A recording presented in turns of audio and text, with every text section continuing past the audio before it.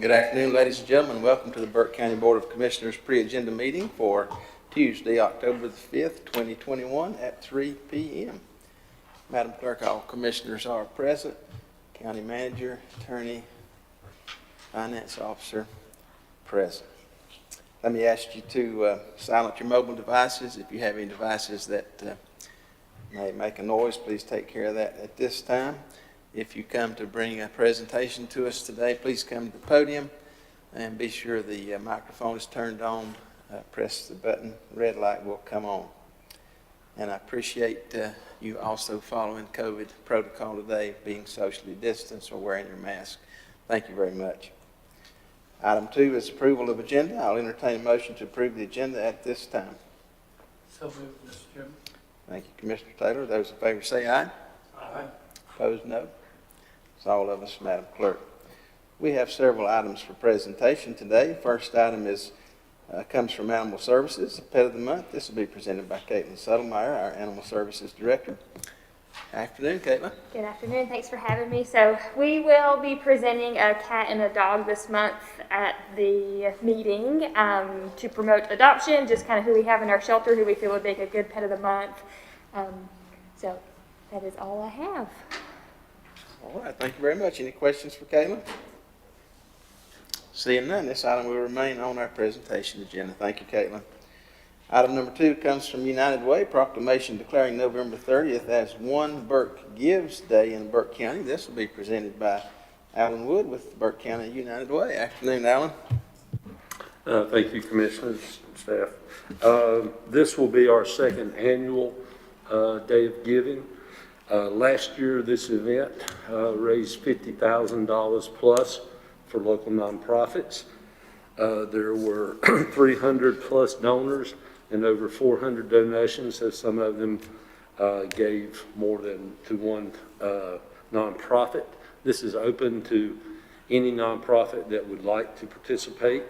It is an online day-long event, and we hope to have more than the 31 nonprofits participating this year that we had last year. The Burke County United Way takes care of the funding that's required to set up the website and hold this online event. So there is no charge for the other nonprofits to participate. So we've had a longer run up this year. Last time we really rushed this through and still did quite well. And so our goal is to have at least 10% more. We really anticipate 20% more this year than we had last year. All right, thank you, Alan. Gentlemen, you've had this proclamation in your package. Any questions for Alan? Mr. Chairman, Mr. Wood, just want to understand that the two numbers you have there, the 43 and the 50, is a total of 93 plus thousand that was collected. No, there was over 50,000 total that was collected. The 4,300 was the fee that the United Way paid to set this up, create the website. So that's separate from the over $50,000 that was raised. Okay, but the two numbers raised together would be 93, or it would? No, we raised 50,000 total. Okay. The 4,300 was the cost, the total administrative cost for establishing this. It's pretty strong. I just wondered, do we know the number of people we assisted with the donations? Do we have that number? We don't know what all the other nonprofits use their money for. The United Way's focus last year was to assist the school system to keep learning moving forward. We have a new strategic plan with the United Way this year, and our focus is around housing, affordable housing, child care assistance, and there's a brand new initiative that will be announced from several nonprofits around homelessness. So that's where the focus of the United Way will be this coming year.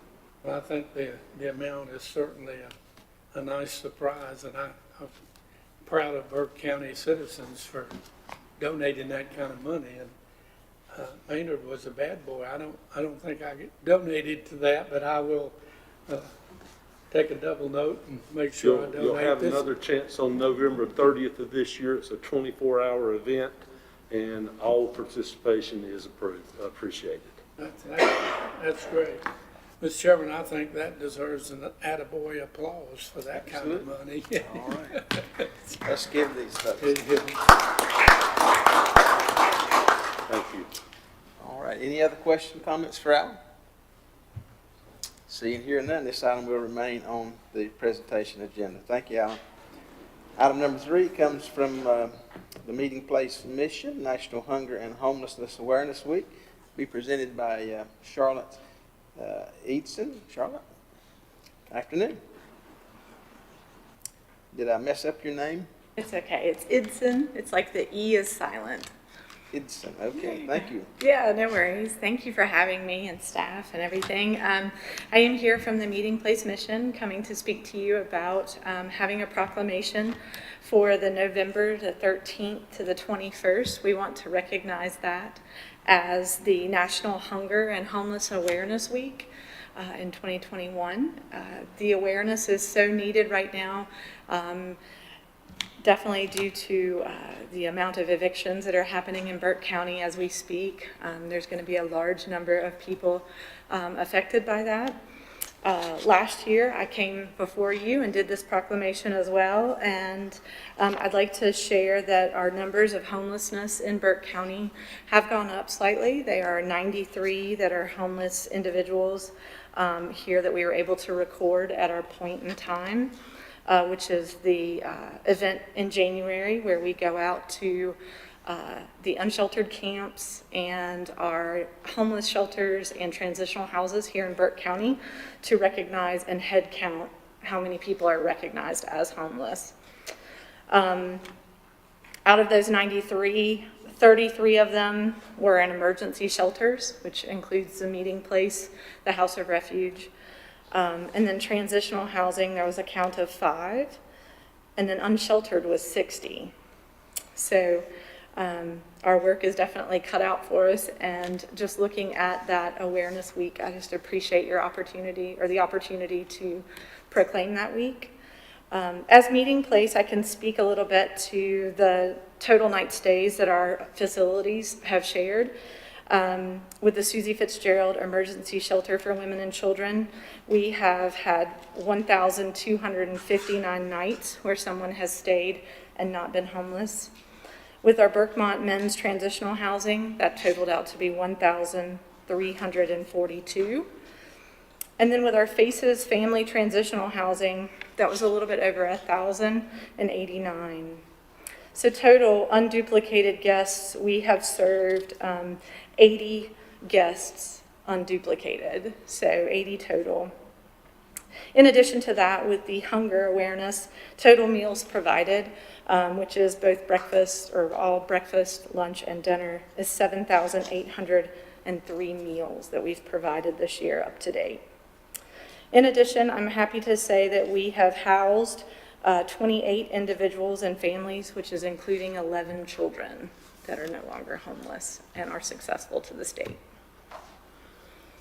All right, thank you, Charlotte. Any questions for Charlotte on this item? Appreciate the good work. Thank you.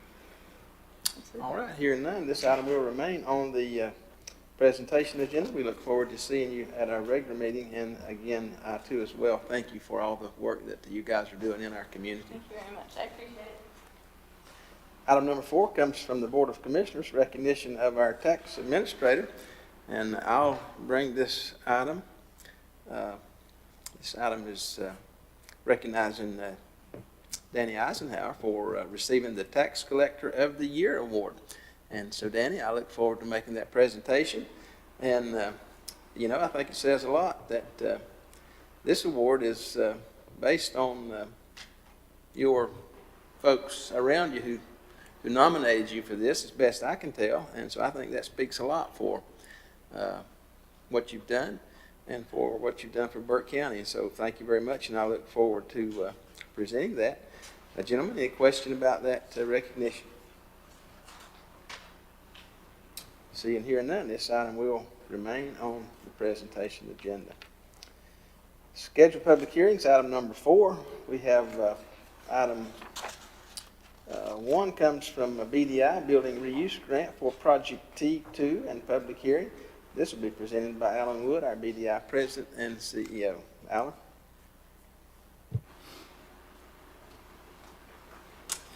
Well, thank you again.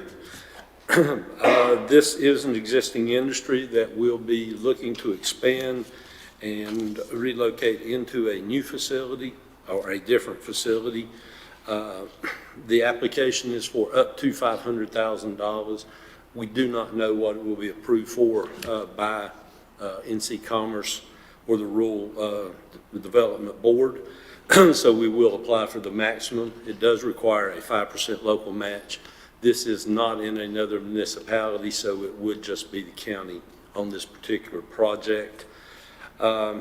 They will be creating at least 30 new jobs, and they will pay more than the county average wage. From what I see, significantly more. We want to have this application submitted to the Rural Development by October 25th, and the approval date is in December. So this would be funded in December of this year.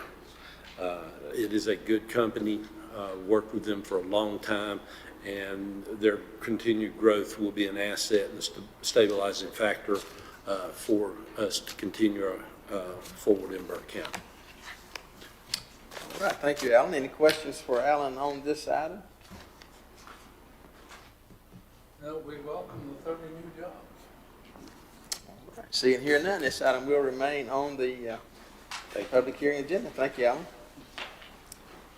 Item number 2 comes from Community Development. This will be resolution to withdraw PARTIF and STBGDA grants in public hearing. This comes from Shane Prisby, our interim planning director. Afternoon, Shane. Thank you, Mr. Chairman and members of the board.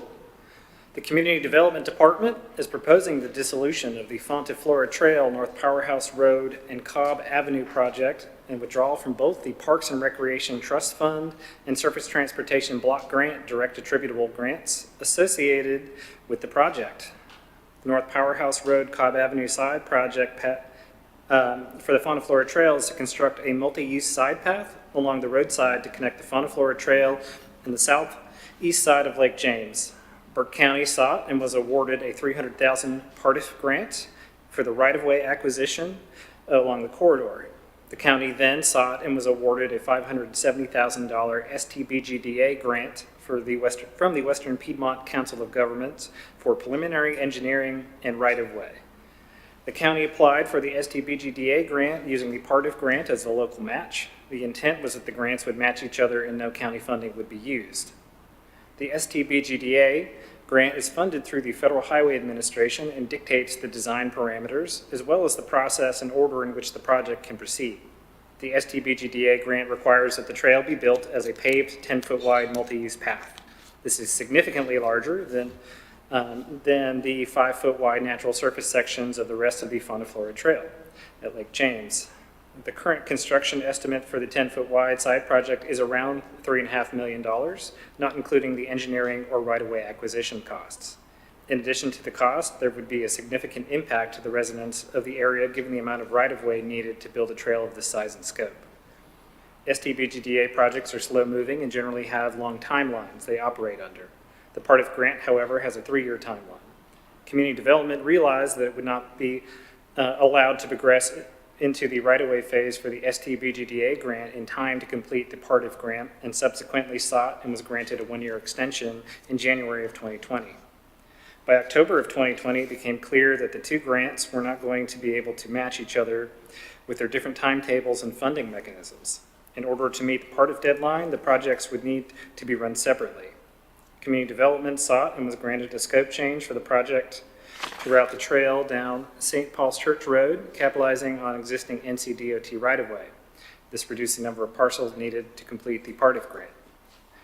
The department made progress on the right-of-way acquisition, but was not able to get verbal commitments for all of the right-of-way needed.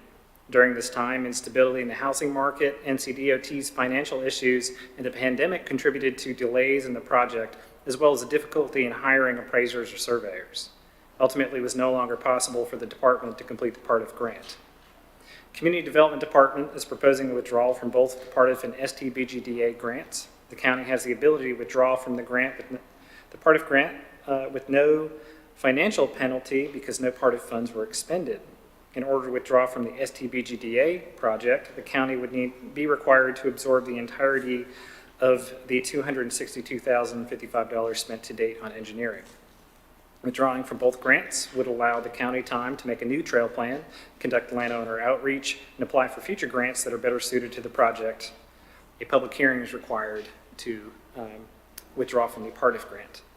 And one note, I reached out to our engineering firm, Kimley Horn and Associates, to just make sure that there were no outstanding balances or any other fees associated with potentially ending the contract. They went through their records and they would they found an additional billing of about $120.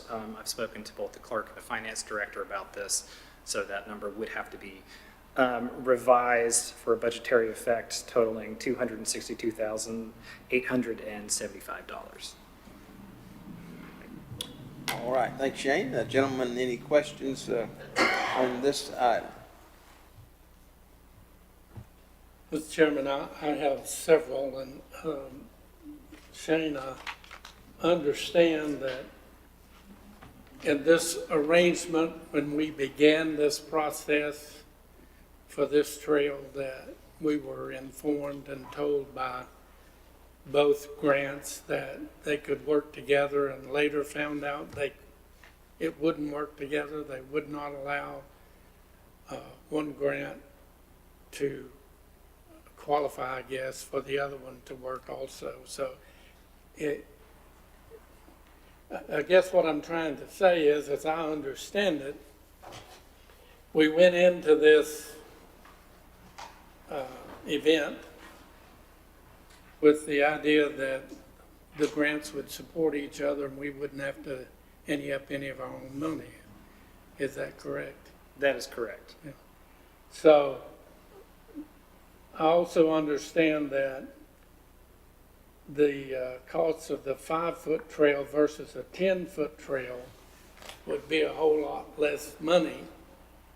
And just, I guess my question there is, if we reduced our plans to a 5-foot trail, would it make a difference? And how much of a difference? From a cost perspective, substantially.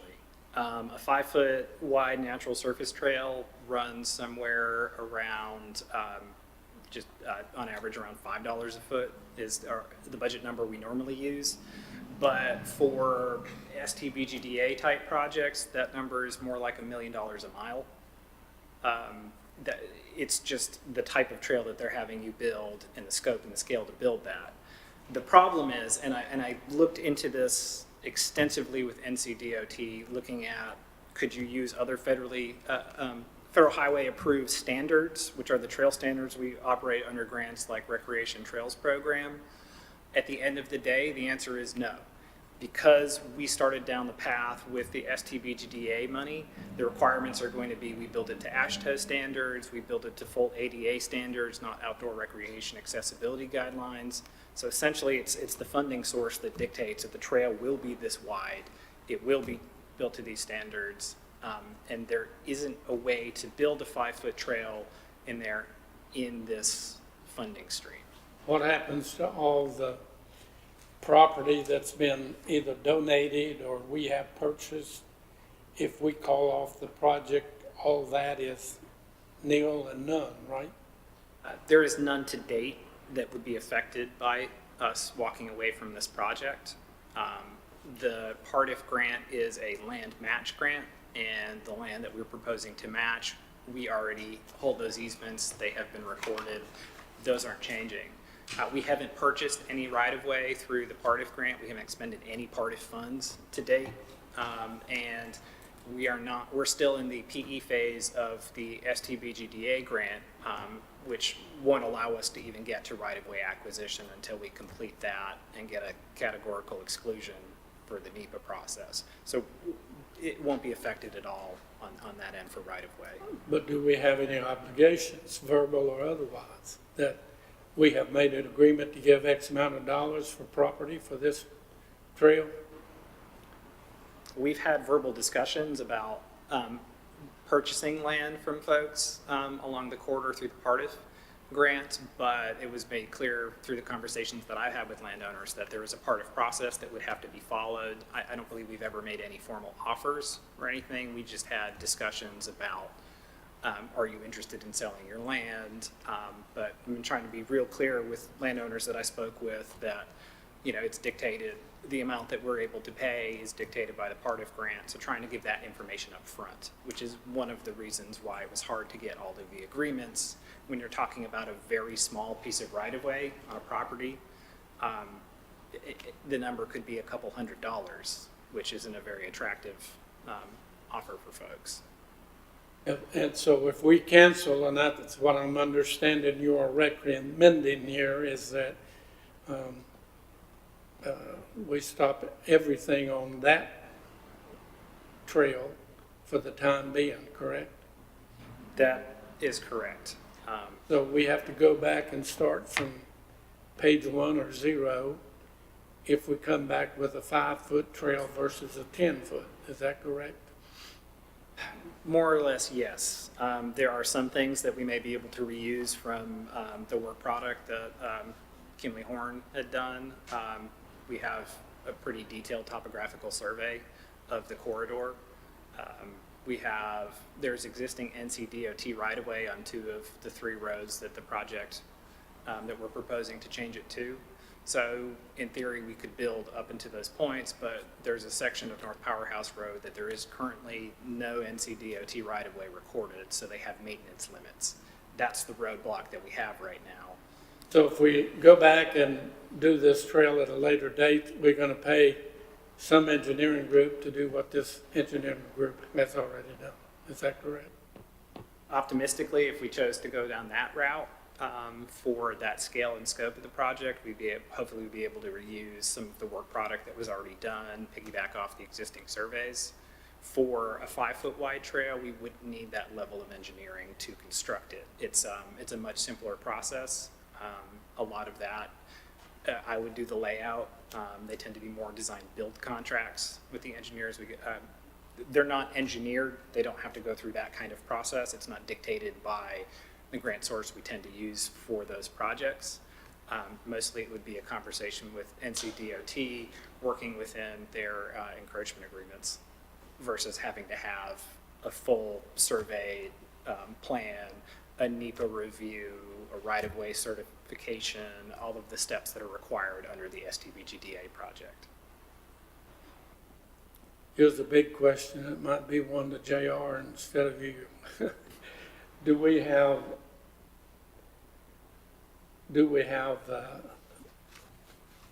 the opportunity to negotiate a lower payment for this if we requested? If we designed a letter, and by the way, that letter shouldn't come from the attorney, it should come from county manager and the board of commissioners, to write a letter of explanation of why we having to stop. It's because the rules changed in the middle of the creek, and would they entertain a lower fee for that service? At this point, the money that we're talking about has already been spent for services rendered. So that's already gone out the door, and we've already given it to them for what they've done and work that they've produced. With the exception of the $820 that has not yet been billed, which I don't think is unreasonable. Otherwise, there wouldn't be a financial penalty for breaking the contract. I discussed that with them, and they said that, you know, that if that's the case and that's the decision that you all choose to move forward with, there wouldn't be an additional cost to it, just anything that hadn't been billed yet. And that amount that hadn't been billed yet for work that they've rendered was $820. Well, I understand that we'd be at the mercy of their feet, so to speak. But I think all of us are aware that when it's government money, they add more money than they should, they make more profit than they should. You can't tell them that, But my point is, if they just take off the profit side of it, it might be a considerable amount of money that we could reduce this bill. I just hate the taxpayers are gonna pay, what is it, 260, 80,000 time you add the other? One thing to consider with this is the way the STVGA process works. For engineering particularly, there's what's called a federally audited overhead rate. And that is a number that the firms go through a process with. It's approved by Federal Highway Administration. All the rates are approved by NCDOT. So basically everything that is paid is determined in advance. Down to, there's a massive spreadsheet that NCDOT requires that is filled out with anything that you might possibly do, and it has an hourly billable rate for it. So you take that billable rate for every engineer, every surveyor, for the engineering time, that number gets multiplied by their overhead rate, which is anywhere, I think they're around 195% right now. So you take that number, you multiply it by 2.95, and then you multiply that number by 1.1, and that is what you pay at the end of the day going through this funding source. The reason why people take on this kind of funding, because if you're building a 12-foot wide greenway in an urban area, it's the only grant source that's going to give you the amount of money that you can use to do that. And then you're only responsible for 20% of it. You pay substantially more than you would have if you negotiated with them directly, but at the end of the day, it's only 20%. It's the federal highway process. Whereas one of the reasons why we came back to you all and requested to step back from our other STVGDA grant before we spent any funds was that we were able to get an engineering firm to complete the entire project for the $100,000, which would have just been our match, versus the $500,000 it would have required essentially for us to go through the STVGDA process, which would have been over-designed, which would have gone through that whole end of that. So not being in here is really the savings down the road. The money that we've spent is the money that Federal Highway and NCDOT says, this is what you spend, this is how you spent it. And they have to approve all of those expenditures or we don't get reimbursed. But that $262,055 that's spent today is already out the door. And there isn't really any way to change that. It's just how it goes through the federal process. But we've expended it. One final question. Do they bill us by hours worked, by project work, or a percentage of project completed? Do you actually get a sheet showing the actual hours an employee's worked? Correct. Yeah. They have billable rates for everybody involved, and then, percentage of items complete. The project scope lines out each one of the items, the dollar value assigned to it based off of the work that they put into it, and then we're billed off of that for completion. To say, I mean, essentially the project is running entirely the way that it's supposed to. We've met all our benchmarks. The engineering firm has done everything that they're supposed to do and done it well and has been a good firm to work with. It really isn't anything to do with them or their work product or that. It's really the grant structure that we're stuck under. It's that, the 5-foot wide trail would cost $5 a foot to build, but we can't build it. They won't let us build it if we're using this funding source. Now that we're down the road, this is what we have to do. This is how we have to pay them. So it's really not the engineering firm. They've done everything we've asked for. The county has done the project correctly. It's still technically going fine. Everything is working the way it's supposed to, but this is the federal process that we're in, and there's only one direction to move in that. There is no flexibility. According to your information, is that we entered this project with rules that apply, and somewhere during the process, those rules got changed, or those participation matches got changed. Whatever changed it, that we could no longer use the two projects together to offset the cost from the other. So I understand what you're doing. I guess that's a question for JR that he didn't know he was going to get today, but it would be nice to know if, I probably is not kosher, but you never know unless you ask.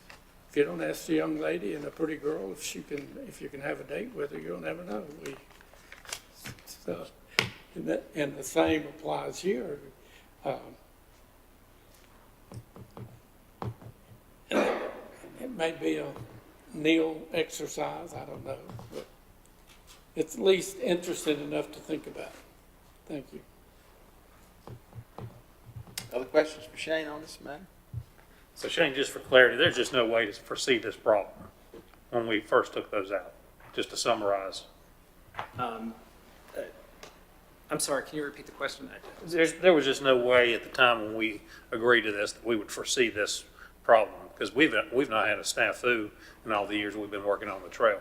And so, we're talking about that engineering firm, we've been quite pleased with them. So just for clarity's sake, if somebody asked me, was there a way to foresee this? There really wasn't, is what you're saying.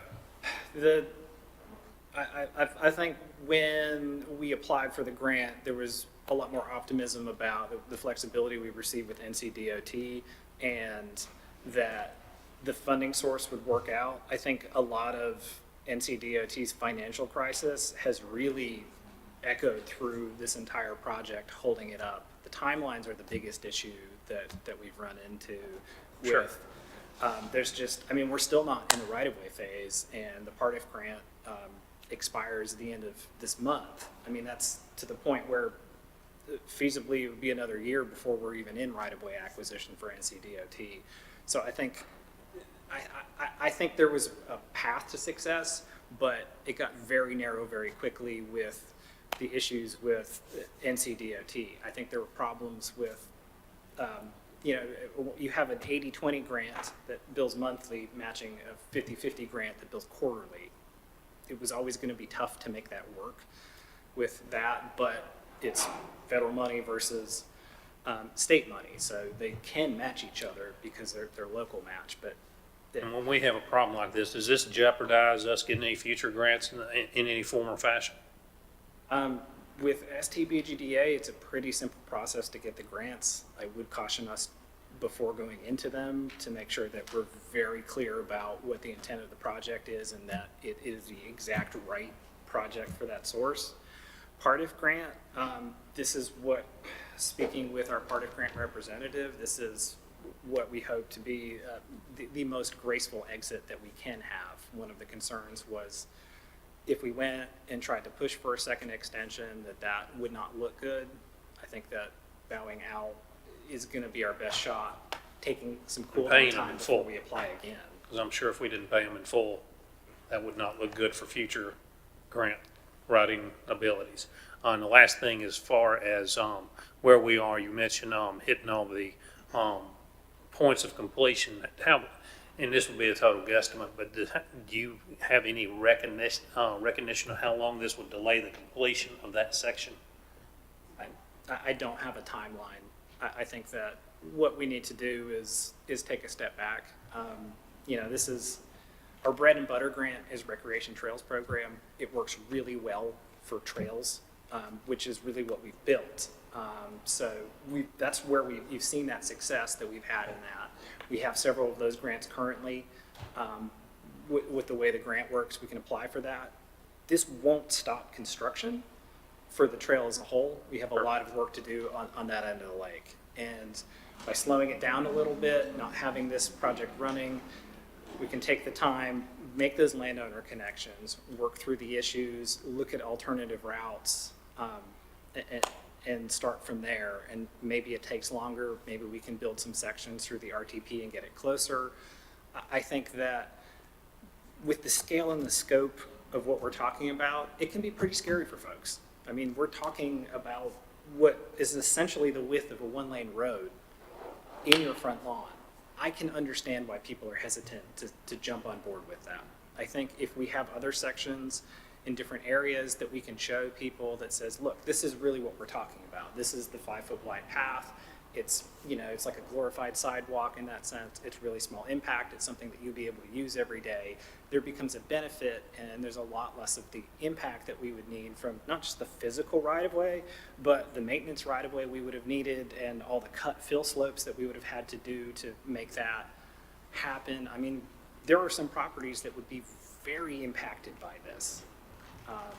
And going back to our smaller section, I think we work with that. I think we get that excitement for the trail and let them see the other sections. And I'm hoping that them seeing that this is the last leg to be completed and that it connects into their property, that becomes the thing that allows us to move forward with it.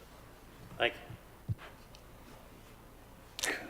The STBGDA grant, how far were we down in the well when we found out there was a requirement of a 10-foot? Did we know that up front? Were you going to try to negotiate that, or was that one of those things that just crept up on us?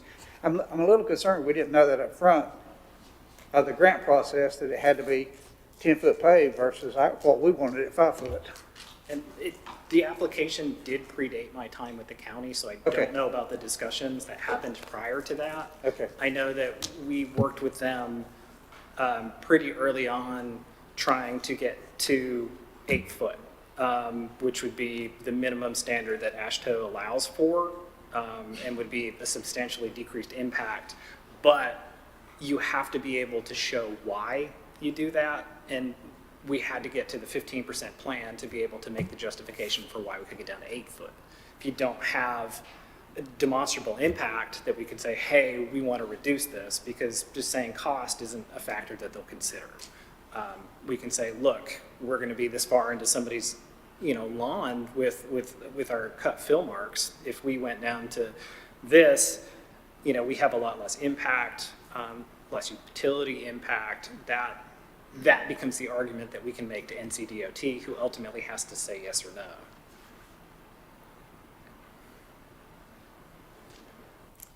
Other questions?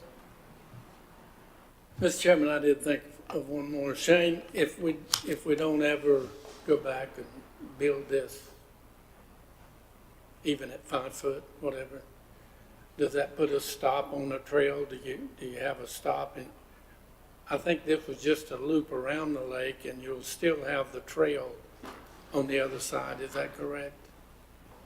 Yes, potentially we could build up to down Cobb Avenue and up St. Paul's Church Road, and there would be a section on North Powerhouse that would be maybe half a mile that would not be connected.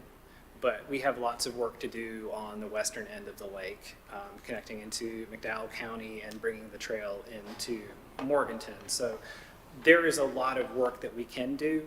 We still have around $500,000 worth of Duke Energy funding for the OBT match. I've worked with Margaret to budget that out and block out the biggest chunk of that money for specifically grant matches, because we can take that and mimic the success that we've had on this side of the lake with that first funding, and the most successful aspects of it by taking $25,000 or $50,000 at a time, using that for the Rec Trails Program grants, which are best suited right now for what we're doing, and leverage that and stretch that out over a number of years of construction. Every year, new sections, so long as right-of-way works and those connections contain. So we're not stopping. Even if we walk away from this project, I've got 2 active grants right now that need some scope changes to adjust with some changes that we're working on with some other engineering projects that we have for particularly Canal Bridge, but we could be building again shortly, and that's the intent. Planning our project for next year and working ahead and doing that out into the future as long as we can with that Duke Energy money, and that's our plan right now for success. Well, I appreciate your answers, and I had a lot of questions, but it's just kind of hard to swallow. Taxpayers paying $260-some thousand and end up with a fat zero, nothing. So, Not happy to be in this position. yeah, so that's the reason. Thank you. And our concern is that if we continue down this road, the cost could be over $1 million for something that we don't necessarily want. or isn't the right fit for our community in that area. And that's, Yes, I understood if we proceeded, would be in the same situation with a lot more money involved. The taxpayers still would not end up with anything, so thank you very much. Commissioner. Other questions? Hearing none, this item will remain on the public hearing agenda. Thank you, Shane. thank you. All right, this brings us to item number 5, consent agenda. First item comes from Madam Clerk, appointment to RAAC and COA. Madam Clerk. Thank you, Mr. Chairman, members of the board. This is a request to appoint Paige Pitts to the Regional Aging Advisory Committee, seat number 2, to complete the remainder of a 2-year term ending June 30th, 2023, and to appoint her to the Council on Aging, seat number 6, for the remainder of a 3-year term ending November 30th, 2022. In addition, we'd like to appoint Kimberly Wilson to the Council on Aging, seat number 10, to complete the remainder of a 3-year term ending November 30th, 2023. All right, thank you, Madam Clerk. Any questions on this item? Seeing here none, this item will remain on the consent agenda. Item 2, clerk appointment removal to the Burke County Planning Board. Madam Clerk. Thank you, Mr. Chairman, members of the board. William Tunstill occupies seat number 1, representing the East on the Burke County Planning Board, and he recently resigned his seat, so we're requesting his removal. We are also seeking applications to fill that vacancy. Richard Evie occupies seat number 6 on the Planning Board. His term ended September 30th, and he is willing to serve another 3-year term. Mr. Evie has served on the Planning Board since December 2014, occupying the former alternating seat that switched from east to west every 3-year term, and his current position in seat number 6. Staff reports that Mr. Evie is a good member, and his reappointment is requested along with an exception to the 2-term limit set forth in section 8.25 of the zoning ordinance. Or if you do not wish to reappoint Mr. Evie and make that exception, then we would request that you remove him from the roster and thank him for his service. All right, gentlemen, any questions on this matter? This being on consent, do we need to arrive at our consent today, Madam Clerk? Or shortly thereafter. Are we good, gentlemen, are we good with the reappointment of Mr. Evie with the exception to section 825? Mr. Chairman, let me ask one question before we get there. Dorian Palmer still listed for the West. Is he still representing West? If we pull Richard out of the West? We did, didn't he? He's down in Colony Springs, right? Yes. Mm-hmm. He's still representing the West. On this paper, yes, but not really. Only on paper, okay. Yeah, we fixed that, so let me just make that correction, so I'll get that updated. But yes, we did move him to the east. Okay, so Richard would be coming out of the West then.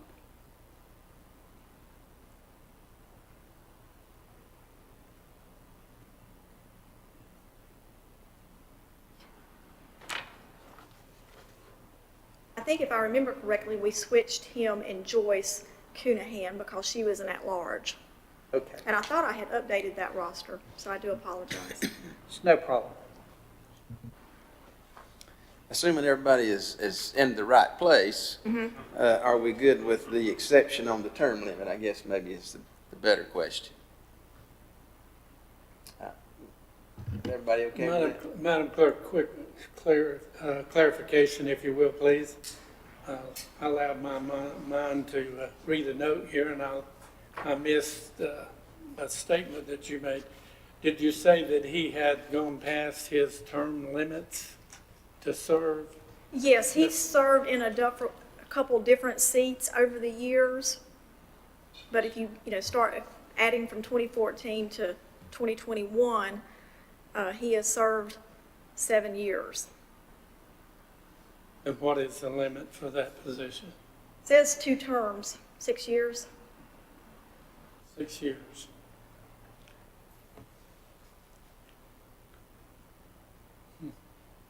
Do we have anybody else who has applied? I do not have any other applications at this time, but we did run an ad in this weekend's paper.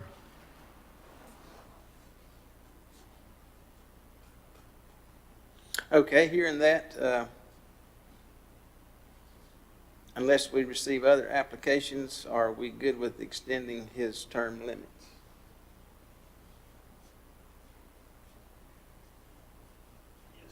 Yes, okay. All right, let's go forward then under those pretense, if things change, then we'll address that in our regular meeting, okay? Yes, and certainly if you get additional applications, I'll move it to the decision agenda. Okay, thank you very much. All right, item 3, also coming from the clerk, reappointment and removal from the Burke County Board of Adjustment. Madam Clerk. Thank you, Mr. Chairman. Rick McClure's term on the Burke County Board of Adjustment for seat number 2 East ended September 30th.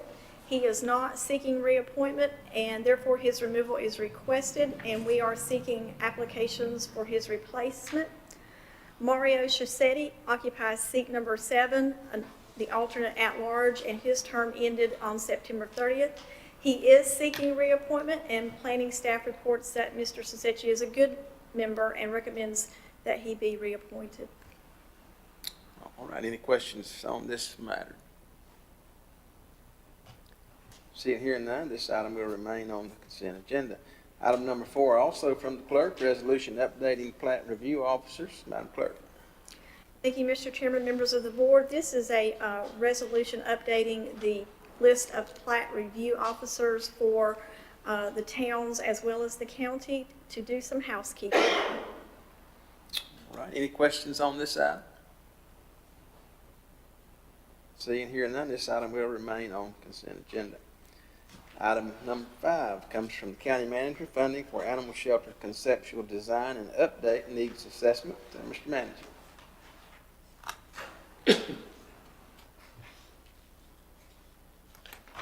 Thank you, Mr. Chairman. Members of the board, as you're aware, we've been moving down the road here to look at the potential of building a new shelter.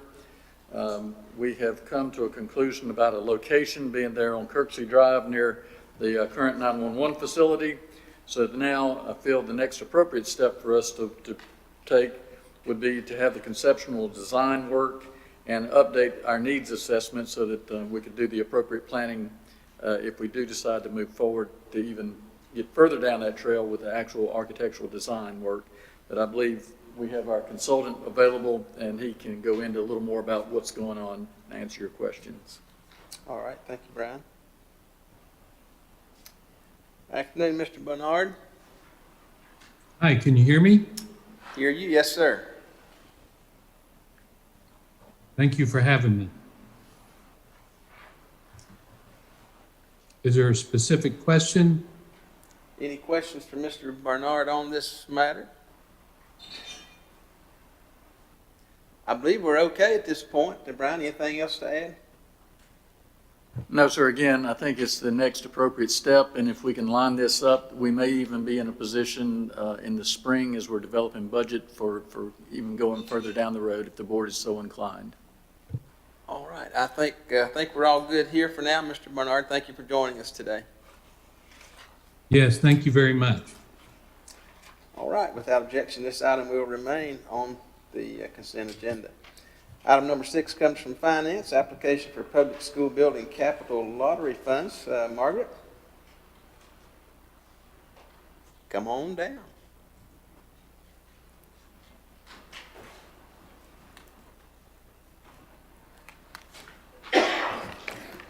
A portion of the lottery proceeds are deposited in a special fund administered by the North Carolina Department of Public Instruction called the Public School Building Capital Fund. This fund is used by counties to address the school capital needs. So our lottery funds build up, and then we pull them down, and they're utilized for part of their debt service. Every other year is typically what we do, but it's just as we see a need. Currently, the balance in the lottery funds as of the end of July was $2,066,358. So we'd like to go ahead and actually, the application is actually for $2,065,000. There's a mistake in the motion. So this was approved by the Board of Education at their September 20th meeting, and we would request the board approve this being forwarded to the North Carolina Department of Public Instruction for approval. All right, thank you, Margaret. Any questions on this item? This is their first withdrawal for this year, is that correct? Yes, sir. We typically just do one a year. Do you recall for the last 3 or 4 years how much they've withdrawn from the lottery fund?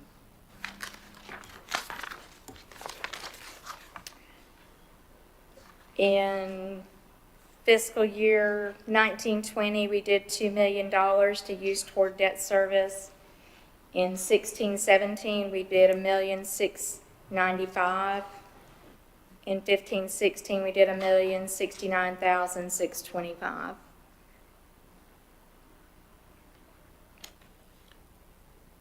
I bring this up every year, Margaret, but I can't seem to get any satisfaction and answers to it. We had went to court and agreed upon we avoided court and had an agreement, and the way that shook out that the county was because we allowed them to continue to have the funds on a previous formula, that any funds they got from the lottery funds, that the county would get a percentage of it. Brian, do you remember how much that was? At 20%? No, I don't recall that right off the bat. I'm sorry. JR? You Do not recall. You can get that probably from Paul, or have you seen that agreement, JR? Have you ever read that agreement? I'm sure I have if we signed it during my tenure, but I don't,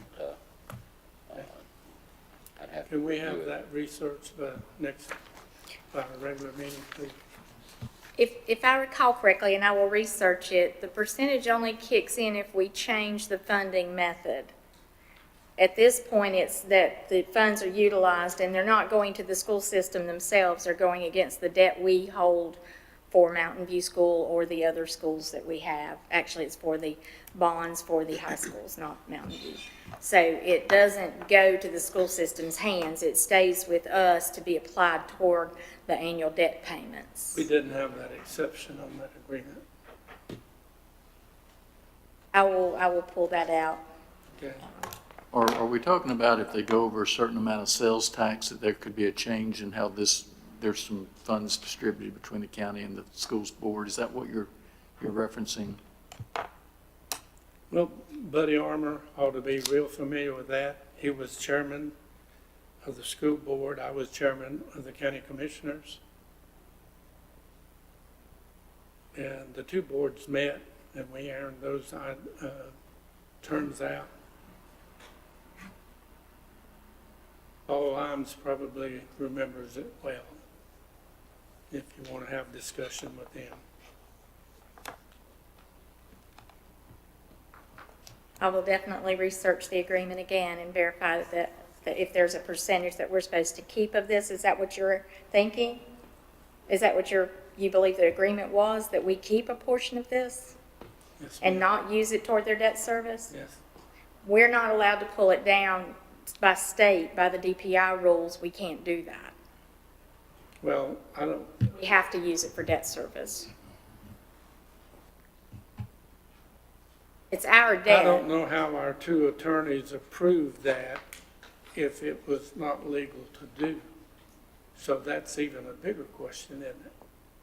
We 'Cause can't that's use what it you're ending- generally. Huh? We can't use it generally. We have to use it for debt service. That's the allowable method for Well, pulling it that's the reason down. we need to revisit the contract on how it was done, but Okay. the two boards and the two attorneys from representing both of us agreed on those terms, so. All right, other questions on this matter? All right, hearing none, without objection, this item will remain on the consent agenda. Thank you, Margaret.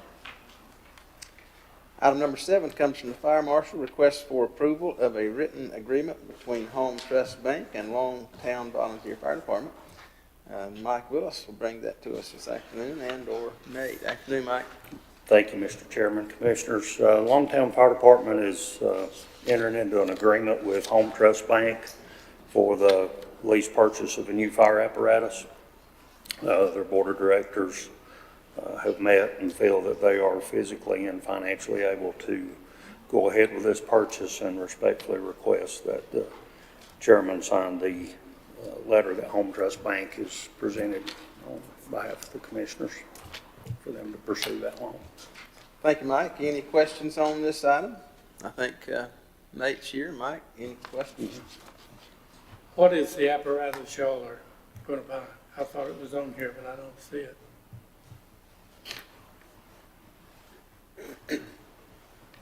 Thank you, Board. The apparatus is a new fire truck, new pumper. A new fire truck? Yes, sir.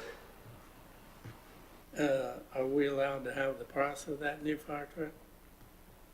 Excuse me, sir? What is the price of the new? It's $350,000. Okay. Thank you. Other questions? All right, thank you, Nate. Thank you, Mike. Seeing, hearing none, this item will remain on consent agenda. Item number 8 comes from General Services, site plan for the Highway 70 Convenience Center. This comes from Mark Delahunt, General Services. Yes, good afternoon, Mr. Chairman, members of the board. As you are aware, the county recently finalized the purchase of some property in Eastern Burke. One of the intended uses of that property is to construct a replacement convenience site for the one located on Rhodus Road.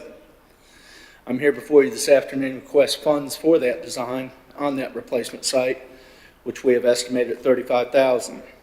This would include design and permitting, everything we would need to go out for bid. An additional intended use of that property is a facility for the water sewer department. Due to the size of our current space, much of the heavy equipment is stored outside, leaving it exposed to the elements, vandalism, and theft. I would like to also request an additional $25,000 for planning and design work on that potential use as well. The hope is that this will provide us with some solid cost of construction estimates that can be used in the next budget. Gentlemen, you've heard this information. Any questions for Mark on this item? And I presume, Madam Clerk, you'll put those numbers in our information. You have a copy at your seats. Excuse me? Is it? Okay, I see it, yeah. All right, gentlemen, you have those revised numbers as Mark stated them. They're a staple to your today's agenda. Any questions for Mark on these items? All right, seeing here none. Thank you, Mark. This item will remain on consent agenda. Item 9 comes from the Tax Department, late applications for 2021 age exclusion and veterans exclusion. This will be presented by Danny Eisenhower, our tax administrator. Afternoon, Danny. Good afternoon, gentlemen. I'd like to give you a little background on what we're talking about here. First, the Tax Department has received late applications for the age exclusion and the veterans exemption. Persons qualifying for the age exclusion receive a reduction in the value of $25,000 or 50% of the home and the prime site value, whichever is greater. To qualify, the home must be their primary residence. The primary owner must be at least 65 years old or totally and permanently disabled, and the owner of the household, the owner or household income cannot exceed $31,500 for the previous year. The disabled veterans exclusion reduces the tax value by $45,000. To qualify, the home must be their primary residence. One must be a disabled veteran with honorable discharge or the surviving spouse of a disabled veteran. Disability must be service-related and considered 100% disabled or receive housing benefits under Code 38 U.S.C. 2101. Partial disabilities do not qualify. They must submit a certification of disabled veterans property tax exclusion along with the application for the property tax relief. The form NCDAV 9 must be completed by the U.S. Department of Veterans Affairs. The application period for these exemptions is January 2nd through June 1st each year. Due to the applications being late, the assessor's only option was to not deny these applications for the current year. These applicants now have the right to either reapply next year or appeal the assessor's decision to the Board of Commissioners. And that's stated on the last paragraph of the application. So I've got several appeals here. The first one is a veteran's exclusion. It's parcel 43928. Terry A. and Susan King are appealing the tax assessor's decision to the Board of Commissioners. If I could interrupt you just a Yes. second.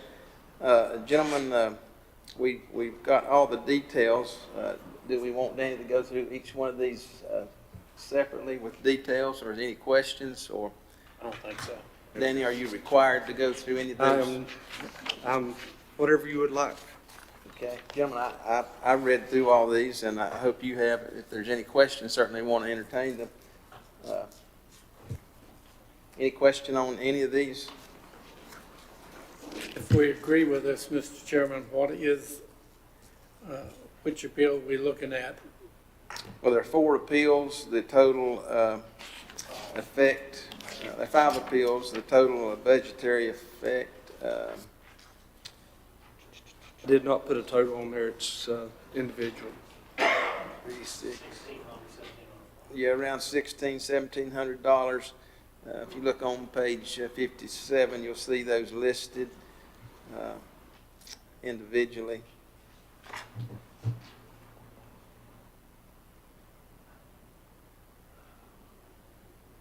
I will say, had these been timely, they would all been accepted, and we wouldn't be having this conversation.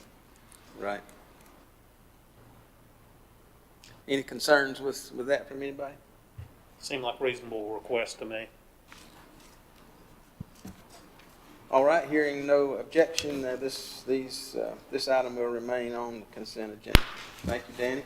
Thank you. Brings us to item number 10, Tax Department Tax Collection Report for September 2021. Danny? Okay. Gentlemen, this is from July 1 of 21 through September 30th of 21. Property tax, we have collected 70.21%. Motor vehicle tax, 28.15%, for a total of 65.85% collected there. Delinquent taxes are 41.41% collected. Late list penalties, 30.27%. And then if we look at property tax for real and personal property, not including motor vehicles, we're at 68.27%. And gentlemen, you also have these reports attached to your agenda at your place there. Any question on the tax collection report for Danny?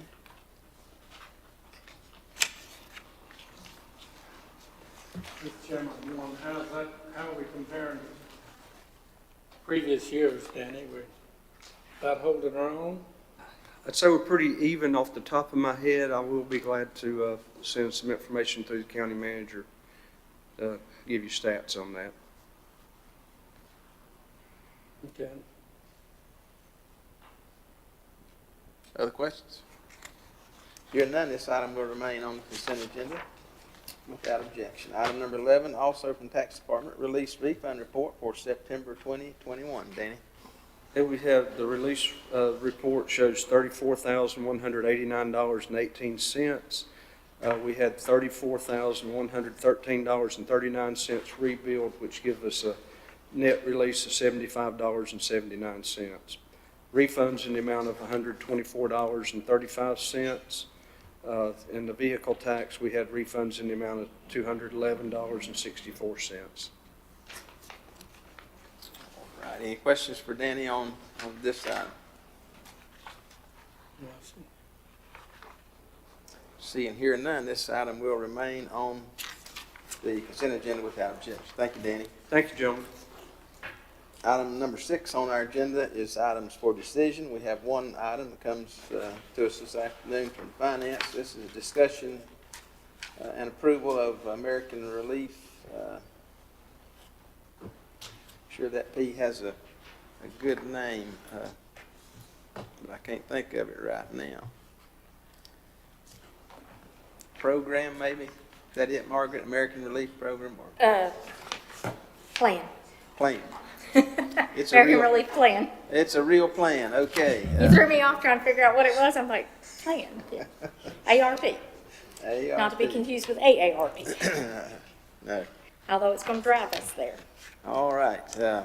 Gentlemen, this item was moved from our meeting last month to give us more time and to see more detail as staff has brought some more detail here to us on these items. So Margaret, I'm just going to let you take off with it, okay? We have it broken into 3 sections, and we have staff here to assist with any specific questions you might have. Under the first section, these are items brought to us from the Emergency Medical Services Department that will assist them in having better quality of machines, certain machines that we haven't had on our trucks before because the funding just hasn't been available through the county. These are fully eligible through the American Relief Plan funds, and we would entertain any questions you have on the first section of EMS ARP expenditures. We can tell you what they are, why they feel they're important, whatever you'd like on those. All right, thank you, Margaret. Gentlemen, let's look at this first section. Under the green columns there, these are all EMS items that staff believes do meet the current rules that we have. Are there any questions about any of these items? Mr. Chairman, I really don't want to belabor this, but Margaret, you're saying these are things that we would like to have now that we've not had before, right? Yes. If we can get our EMS director up there, I want to know what these actually are going to mean to EMS. What's the advantages of it? How's it going to make things better for us on these trucks? And have we asked for these things before? I'll let. We'll start off with the ventilators, those old ventilators. What this is, if when we take over an airway of a patient, we have to breathe for them, of course. The way we do it now on emergency call is with a bag that we squeeze. These machines allow you to have a specific stated rate, to the patient, more stable. A lot of times we get in the back, there's human error that goes into it. It also has filters on it, which acts as a fake nose. So in the long term, I can go into detail about it as long as you can, but it'll decrease the amount of pneumonias and the subsequent deaths in the hospital to our patients versus what we do now. What we do now is good, but they have longer hospital stays. This will shorten that. All right, let me stop you right there. If we do the ventilators, what's the shelf life on those? Usually about 5 to 7 years on the ventilators. Okay, so 5 to 7 years, we'll be coming back asking for ventilators again. The current ventilators we have now have lasted going on 8 years. And we can go out, but we will need to replace, and my plan is to replace 1 or 2 a year, starting pretty soon, so you don't have that large amount of money coming in, request.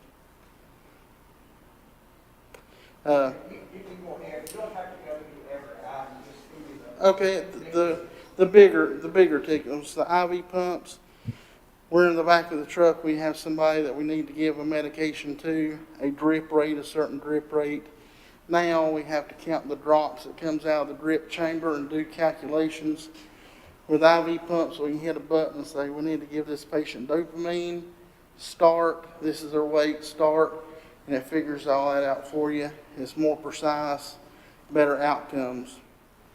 Those old auto pulse, those are CPR devices that are actually made of a board, and it has a belt that wraps around and does automated CPR. which collapses the chest. 40% more blood flow to the heart and brain versus regular CPR. 40 to 50% more likely to regain a pulse when you get in the hospital with those.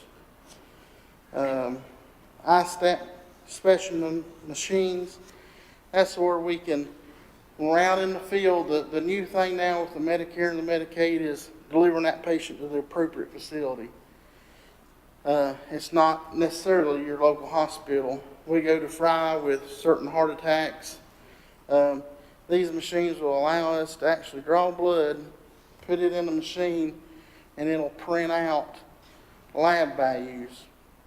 We can take those lab values and determine if they're in sepsis, if they're having these problems, and direct them to the correct hospital. Another exciting one for me, since my son plays football, is they're just have released a cartridge for concussions. So if you respond, there's an enzyme your body puts off if you have a concussion. You can put a few drops of blood on it, and it's positive or negative for concussion. And if you let that, we do standbys at football games, we're put in a difficult situation, because if you let a player go back in that you're not sure of, they have second impact syndrome that they can die within 30 seconds of the hit. Super rare. What's a new ambulance cost right now? $225,000 to $250,000. And that's without anything in it, correct? That's without any of the stuff in it, yes. How many ambulances do we currently put on the road? We have 10 during the day, we have 1 QRV, we have 2 admin. So 10 square box ambulances during the day. Thank you, Mr. Chairman. Yes, sir. Mr. Chairman, I think a couple of things that we were trying to achieve with part of this listing and pre-knowing what we were going to get and all this kind of good stuff. And I think part of the, Johnny kind of asked half the question. I'll finish the question if I may. If we purchase that list of equipment or items, how long before we receive shipment? And the second part to the question is, what procedure are we hoping to employ or practice that? Because all these manufacturer companies know that we got lots of money that's been given to us. And what are we going to do to prohibit them from gouging us with higher prices and making us pay more than what we normally would buy that product for? And I think those two questions to me become the head of the request for whatever. So, right, I'll answer the second part first. Luckily, with the Zoll ventilators, the IV pumps, the Zoll auto pulse, the big ticket items, they are on the state purchasing, and they have been negotiated, the prices, so the prices are pretty much been stabilized over years, so there's no gouging there. What our goal is to provide the best care we can, and that sounds like a blanket term, but if somebody goes into cardiac arrest right here, we want them to have the same opportunity to survive as surrounding counties. So, and we do a great job, don't get me wrong, our paramedics are some of the best in the state. But if we can get that pulse back quick, if we can put them on a ventilator to give those measured breaths, if we can run our medications with IV pumps, and we can get them to the hospital or Fry, get them stable enough to go, Mission, wherever, and they get a better outcome. It's all about improving cardiac survival rates. Across the country, it's about 15%, 14 to 15% cardiac survival rate. The numbers that we run, we're at about we're almost 20%, depending on the month. But with some of these strategies, other EMS systems have went up to 40%. And, you know, we're having younger people going to cardiac arrest, and that's what my hope is. As far as procedures in the future, this is not something that we'd like. I mean, this is more or less getting our equipment with the standard of care around us for about 2 years ago. Other than the specimen, the blood machines, those are pretty cutting edge. But we're getting sort of caught up with this. This is allowing us to catch up and get where we need to be. Hope that answered your question.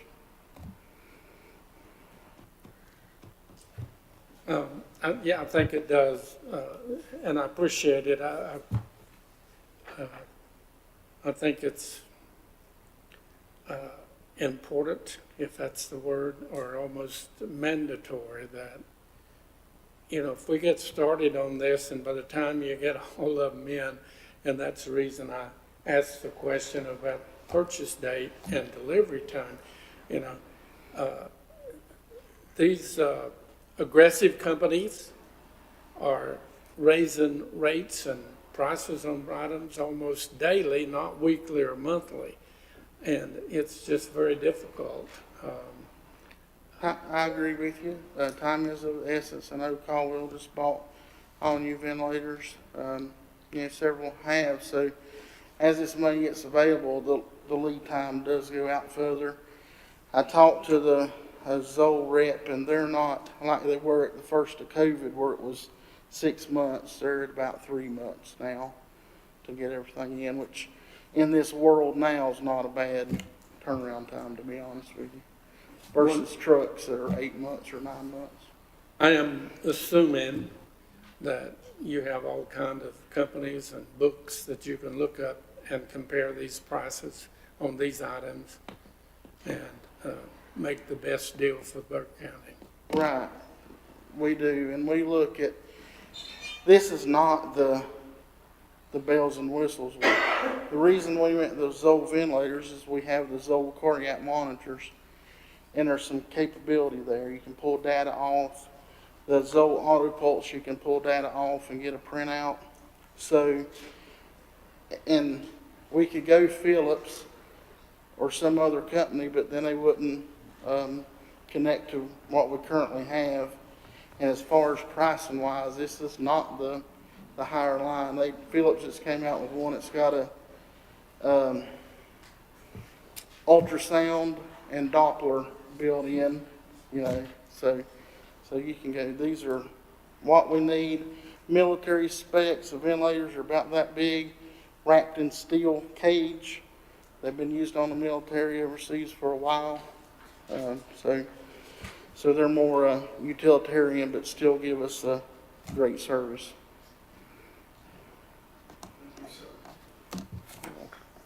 Mr. Chairman, just a question or two. So looking down this list, of course, I'm not going to know what every bit of this is, but you hit the big tickets. But, you know, is this, so you're saying all this on here is needs-based? It's not a wish list? No, there's no wish on here. This is what we need to get. So if we're in a regular budget year, you go to Margaret and say? No.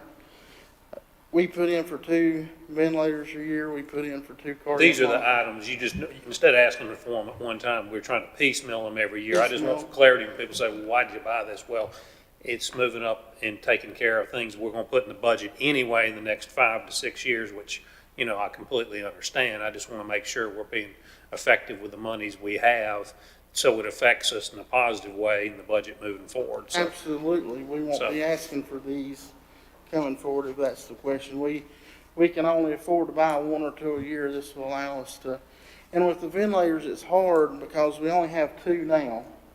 So if we're wanting to get a cardiac arrest back and we're wanting to create a policy, get approved by our medical director and a state medical director that when we get this person back, we put them on a ventilator and this is the perfect settings for it. I can't write that policy having 2 ventilators, one on each end of the county. So this will allow us to have everybody from west to east treated the same.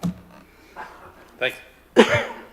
Mr. Chairman, do we have the good stretchers in all 10 boxes now? We do. And Okay. that's absolutely wonderful. Okay, good. We do.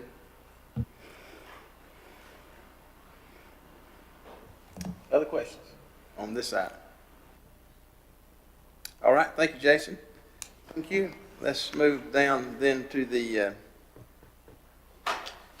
next section, Margaret. The next section is HVAC expenditures.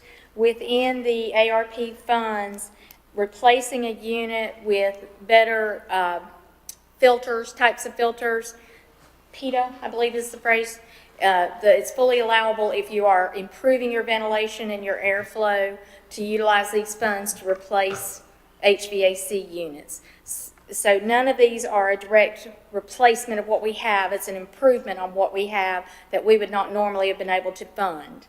So we wanted to utilize these funds to get better airflow going and moving in the buildings, because they say that's critical to trying to contain the virus, is making sure the air's moving and moving appropriately, and it has specialized filters on it.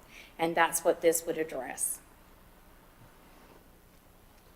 Questions on this HVAC items? Mr. Chairman, just a quick point. I believe that we talked about this, and Brian, these were items that we're going to put, we would put in the general budget anyway, that have to be replaced or need to be augmented in some form or fashion. That was going to be our plan. So this is actually monies that would have been pulled out of our budget. We probably would have done plain replacement, one-to-one, whereas we're going to do slightly upgraded replacements because we can. It will save using county funds for a normal replacement, but also enable us to do something better to make sure that staff and citizens within the buildings are getting a cleaner air, hopefully, and a better filtered air. Okay, thank you. So is the filter a different filter, better filter, more advanced filter? Yes. We'll be purchasing these in the future then in budget. It's built into it. I would assume you would have to replace it just like the others. We do that now. From what I've seen, it doesn't appear to be a significantly different cost on those filters. So I don't believe we're putting ourselves into a place of now a $50 filter is going to be $200. We're not understanding that. Circumstances obviously could change, but at this point we don't anticipate the filters being significantly different. Other questions? All right. Next section is The water next and sewer. section is some pump replacements, the replacement and improvement on our SCADA service, which I can't tell you what the acronym is. I can tell you that that's the alarm system that lets us know if we have overflows or backups or pumps down. Right now, our systems are not working the best, and we're hoping with the pump replacements, first and foremost, we'll not have the overflows. But if we do, we want to improve the alarm system to address that as well, and this is an allowable expense, along with this one line that has issues at East Burke High School. Questions in this area? Mr. Chairman, which line at East Burke, and what is the problem with that line, and how old is that problem? I will defer to Mr. Delahunt on that question. It is actually old clay pipe that's probably was placed in when the school was built, and need to get some plastic pipe in there. As you can understand, over time that truly deteriorates.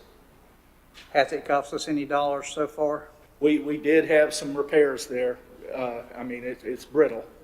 We have had some recent repairs even since I've been here there. Mark, isn't that approximately $12,000? I believe that's about what that repair was, yes. No further questions, Mr. Chairman. Thank you. Other questions? Yes, on that Music Mountain pump station, we just built that, what, Wayne? 10 years ago or something. Is it wore out or?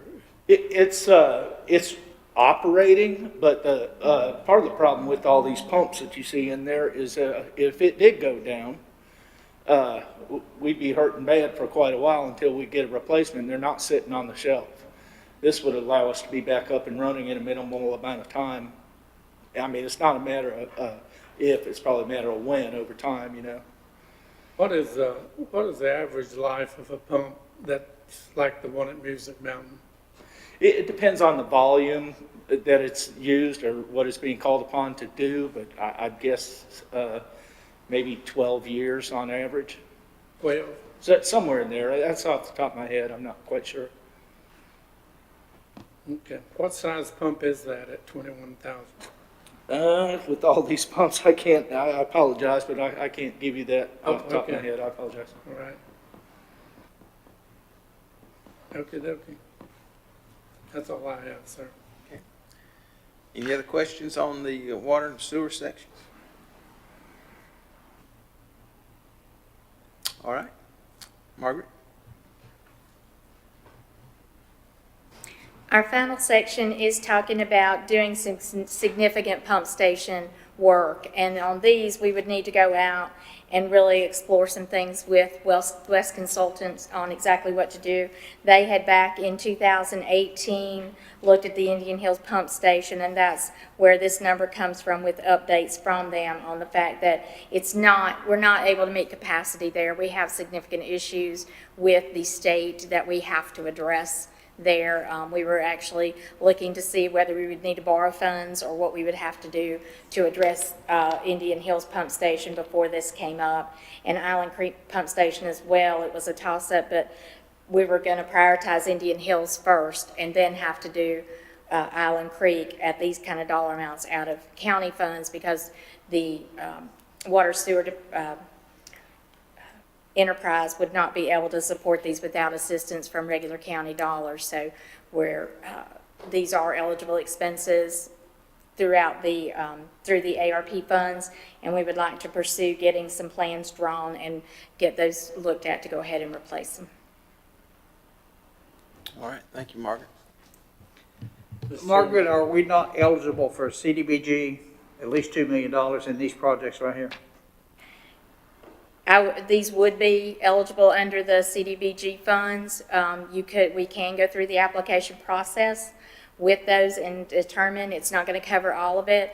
And once we do that, we would not be able to use ARP funds for the difference necessarily. They're still trying to determine, that's one of the questions out there waiting on the final rules, is if you used, right now they're telling us we can't commingle it.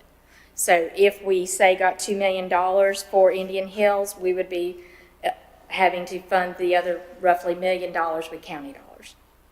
We couldn't necessarily use these funds for that difference. Could CDBG be used for the pump replacements and the SCADAs?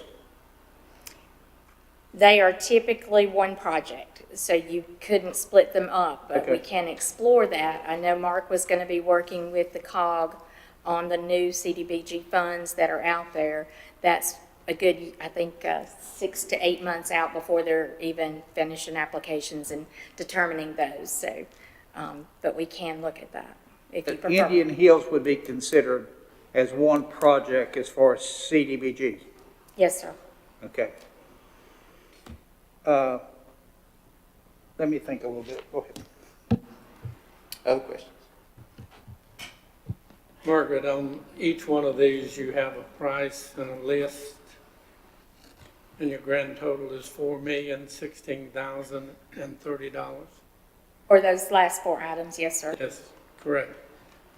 And my question is that a quote, is that a bid, or is that a suggested price? That's an estimate in working with West Consultants on other projects they've done similar to these in the recent past.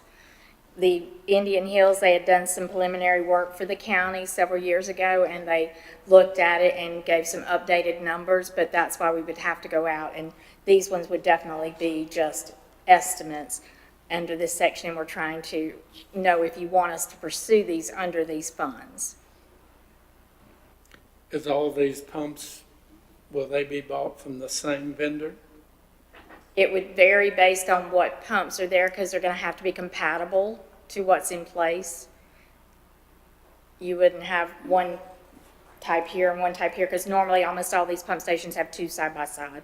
So you're going to ask us to endorse or vote for $4,016,030, and it could come back at 4.5 million.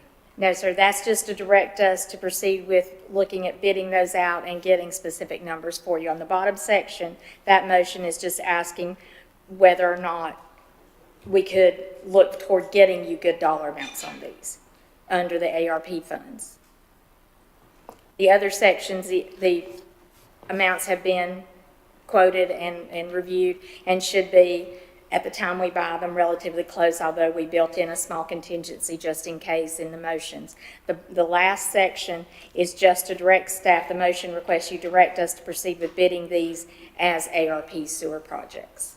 But then we would come back to you with the actual dollar amounts once that's done for Island Creek Pump Station and Indian Hills Pump Station. These are just very estimated numbers in that 4 million. The other numbers are much more accurate. So what happens if we vote 4 million in and it comes out more? That dollar amount's just there to give you an idea of what they would be, Mr. Taylor. We're not asking you to approve the 4 million. We're giving you an idea of what it could be and asking you if you're comfortable with us doing these as ARP projects. And then we would come back, and at that time, you could deny the contracts in the bidding, request us to look at other funding sources, however you prefer.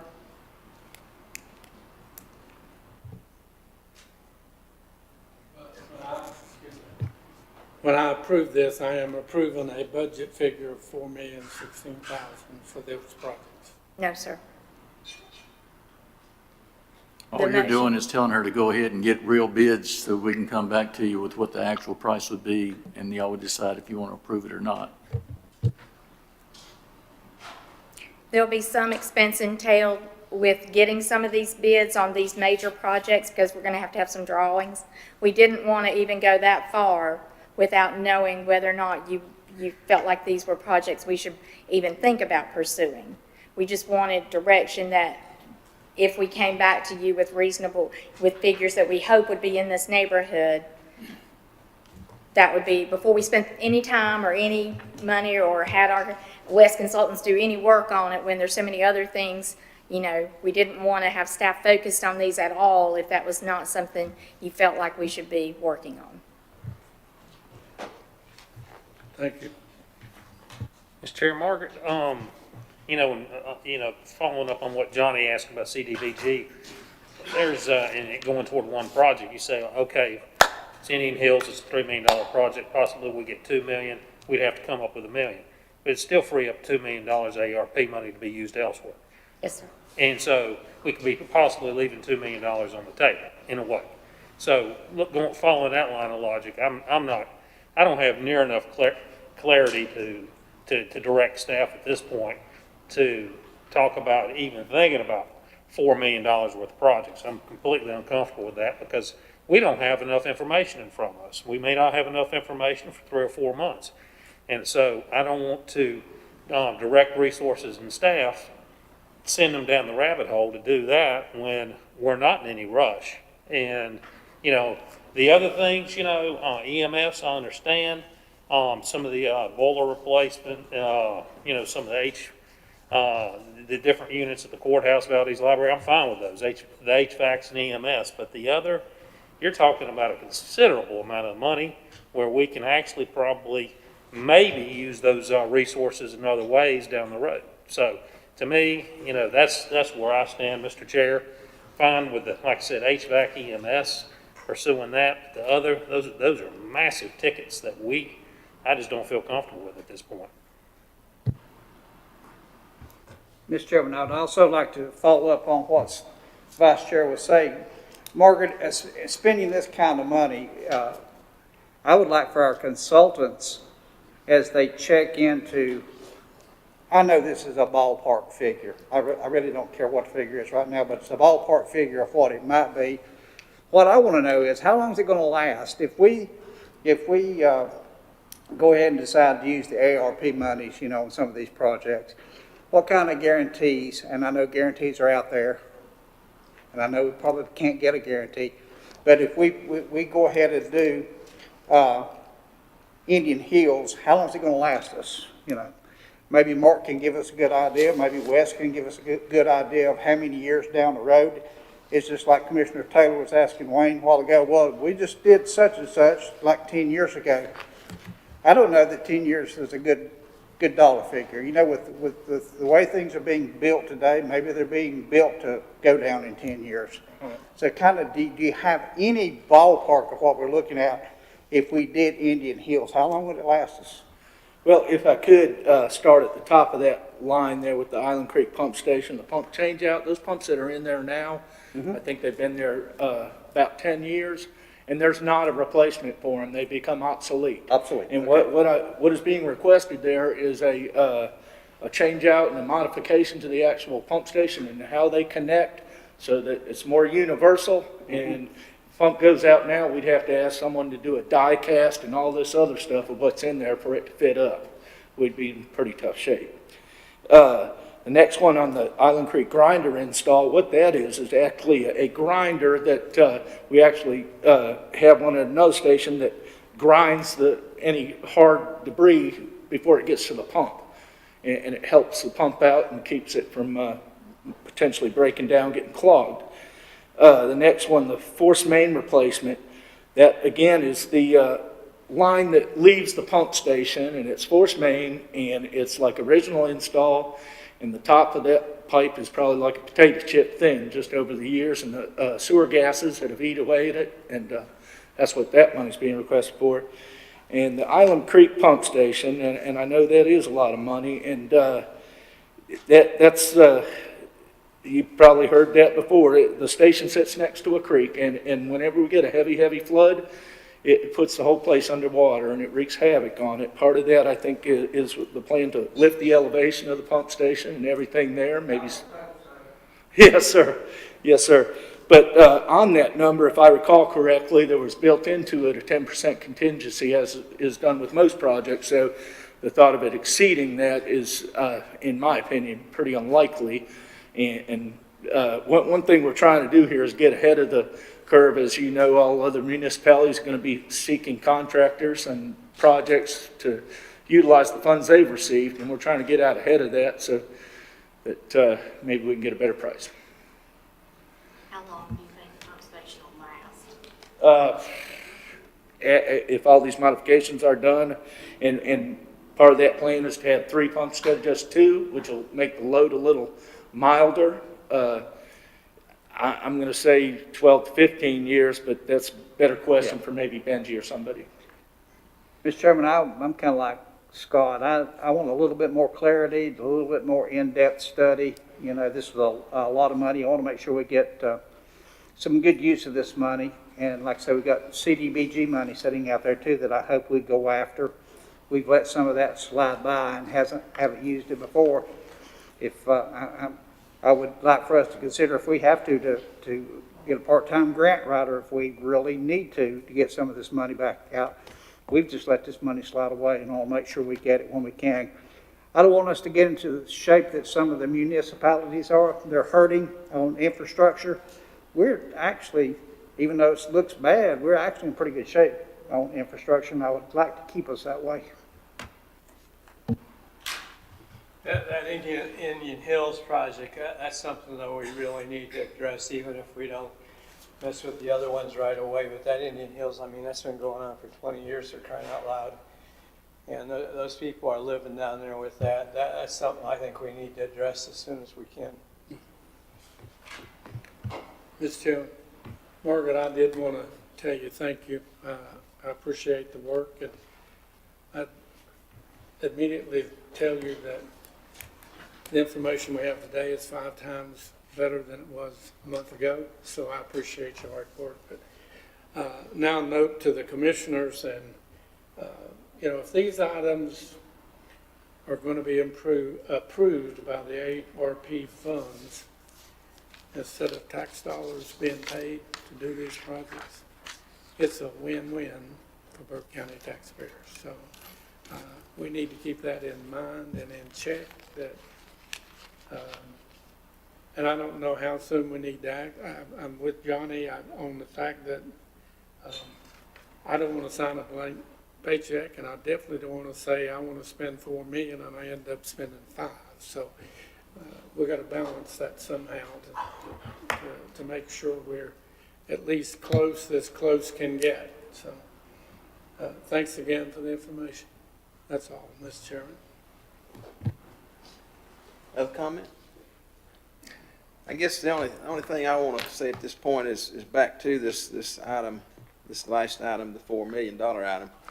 I want to be sure we're not losing sight. Margaret, correct me if I'm wrong. You're not asking us to approve these funds. You're just asking for permission to do the work necessary so we know what the dollar amount is. For those last 4 items, yes, sir. I think at this point, staff is saying, yeah, they think these are good numbers, but they may not be. And without doing some study, without getting some information, whether we do CDBG or ARP or nothing, we don't know what the number is. And I guess my concern is if we direct staff to do nothing on these items, then we're still sitting on 0 here. Point being, I want this done and I want it done right. I want whoever follows me sitting in this chair to say they made a mistake 10 years ago when they did this. So I don't care what the dollar is. If it's $4.5 million, $5 million, whatever it takes, we have the money to do it, as Maynard said. Let's get it done right this time. And so I need just a little bit more clarification on what right is. I just want the public to know, I want to know, I want this board to know what right is before we move forward. And 30 days ain't going to hurt us on that, I don't think. So what are we asking staff to do in the next 30 days? In the next 30 days, I think we need to get with West and see if they can give us any indication as to what would happen actually at Indian Creek to make it the way it should be. Just like Mark said, we've never said that thing needs to be built up 10 feet, get it away from that creek, or 20 feet or whatever. I don't know. Just tell me what it's going to take to make Indian Hills correct, and I will go ahead and vote for what it takes to make it correct. I just want to know what correct is, if at all possible. Can you work with that, Margaret? Yes, sir. We'll ask West. They've got the preliminary information already. We'll have them at the next meeting. Do you want them here at the regular meeting in a couple weeks, or are you talking about November's meeting? If they can be ready in a couple weeks, it's on the agenda. We can put it that way. If not, we'll put it on the November agenda.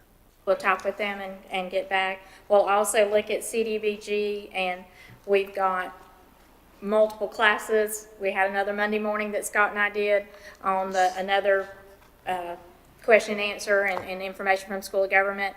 We do them once a week, sometimes twice a week. So that one, we can certainly talk more about whether can we match it with the CDBG. I know one conversation has said no. If you're mixing ARP with regular county dollars is good, but they're talking about that the feds, similar to the grants you heard earlier, you can't put 2 pockets of federal dollars together typically. They don't usually want you to do that. So we'll just have to see if that's an option too. And then I'll see where Mark's at with the COG and the CDBG when the application deadlines are and everything, if that's something we can pursue to partially fund it or how we want to do that. I don't even care about partially funding it. If we can just leverage $2 more million somewhere so that we can use $2 million out of ARP somewhere else, that would be fantastic. Mm-hmm. Yes, sir. We can do that. And that's on the bottom section there. All right, so I think I'm hearing the board say we're okay with the EMS, the HVAC items, and the first set of pump items. So we're to leave those on for decision as they are for our regular meeting, and then we'll hear an alternative for the last section of pump station work. Thank you. Thank you, Margaret. All right, that brings us to the reports section. A reminder, if you've got reports that need to go in our agenda packet, get those to the clerk. Would ask you to like us on Facebook. Take care of your pets, spay or neuter, secure your trash. Just saw trash blowing out of a truck last night. We all need to remember, when you throw your plastic bottle in the back of your truck, it won't stay there. Keep it in the cab and take it home with you. Adopt a pet from the Animal Services Center. Encourage citizens to be vaccinated against COVID-19. If you have not been vaccinated, please consider being vaccinated. Any other items for discussion at this time, Madam Clerk, that you're aware of? I'm going to ask that we then take a motion to adjourn. So moved. All in favor say aye. Aye. And we also have a recess meeting that we were scheduled to start at 4 o'clock. It's 4:45. I'm going to ask we take about a 2-minute break, and then we will come back for that recessed meeting. This meeting will be adjourned.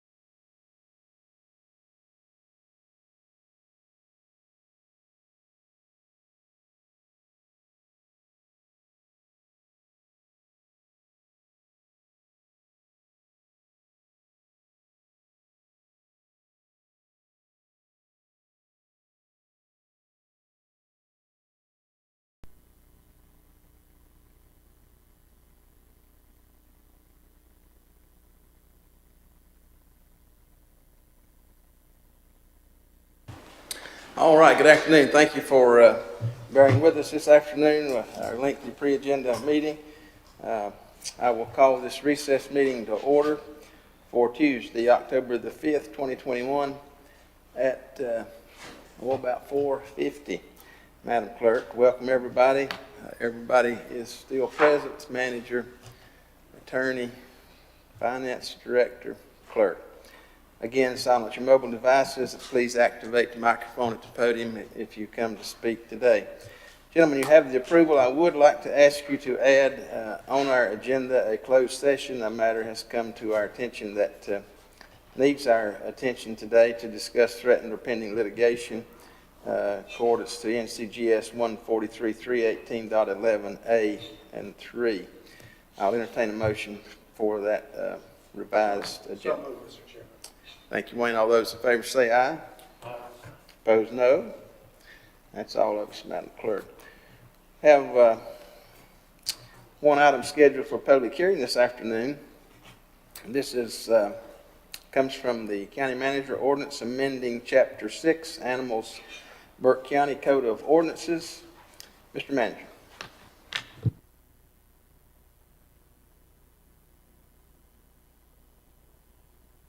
Thank you, Mr. Chairman, members of the board. As you're aware, it's been a little while back that we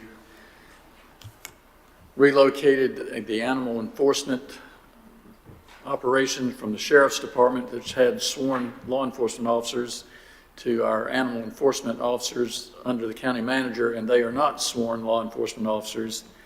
And in the not so distant past, we've had some issues with being able to obtain warrants to be able to go on the property and investigate potential cruelty to animal issues.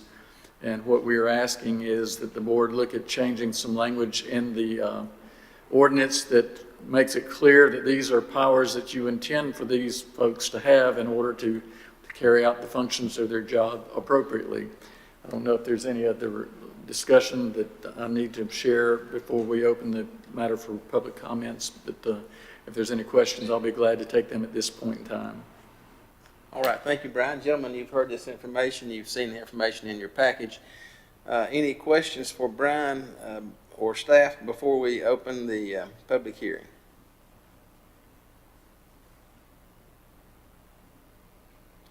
All right, hearing none, at this time I will open the public hearing. Do we have anyone here today to speak to this matter? Yes, Mr. Chairman, I have 3 speakers that have signed up. The first one would be Miss Jennifer Reese. Okay.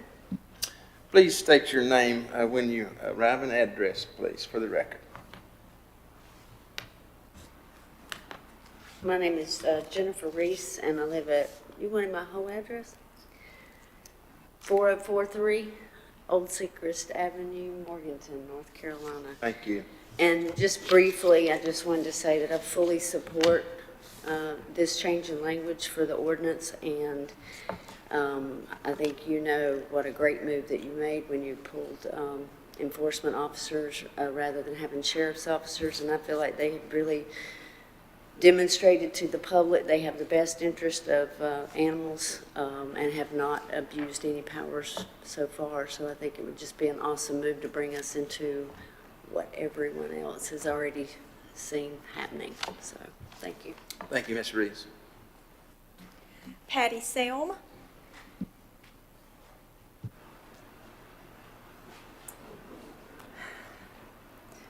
Hey, thank you so much for hearing us today. And I just have something very brief that I jotted down here. And I want to thank you so much for all of the positive moves that have made towards the management of animals in Burke County and helping citizens to properly care for them. So I do also support the new addition to the ordinance which is being proposed. The animal enforcement officers have been hired and entrusted with the welfare of animals and citizens in Burke County. It is important that they be given all the best tools to investigate and make determinations regarding best actions in any animal welfare situation. I believe this ordinance proposal is one of those important tools.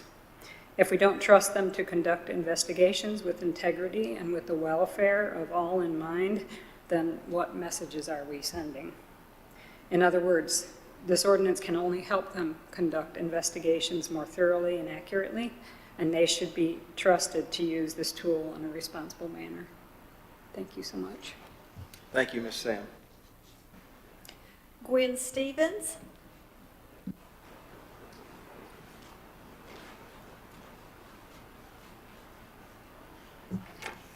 Gwen Stevens, 211 Hilltop Street in Rutherford College, and I'm speaking on behalf of the Animal Advisory Board today as Vice Chair.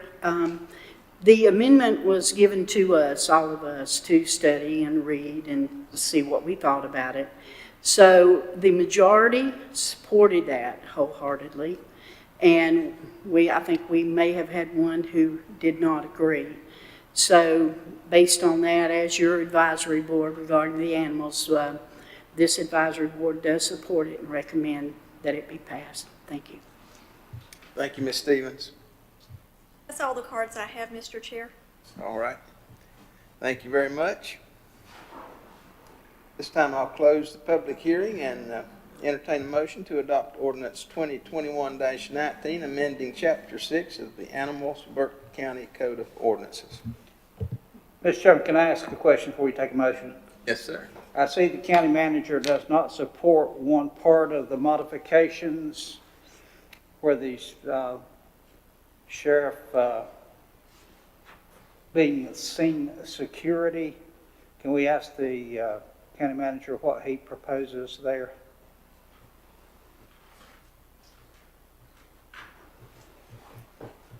Caught you off guard there, don't I?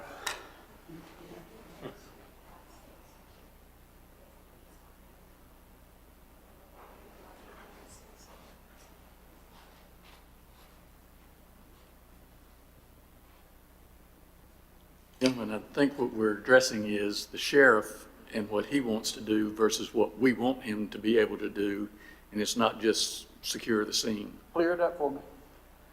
That's the sheriff. He is saying what he is willing to do. Did we make that part of the ordinance? No, sir.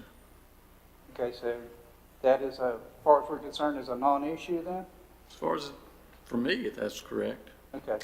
It was on here. I just want to make sure. Okay, yeah, no. Okay.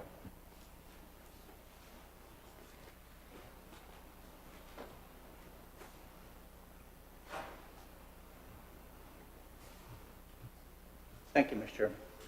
Thank you. I'm just looking over this again myself. I know what you're referring to. Yeah, I got a little confused there. It was in that last paragraph down there. Where it says BCSO deputies will assist with scene security if requested.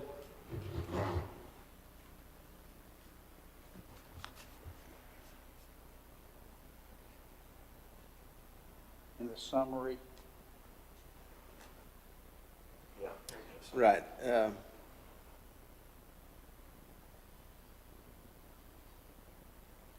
But what we are acting on is the red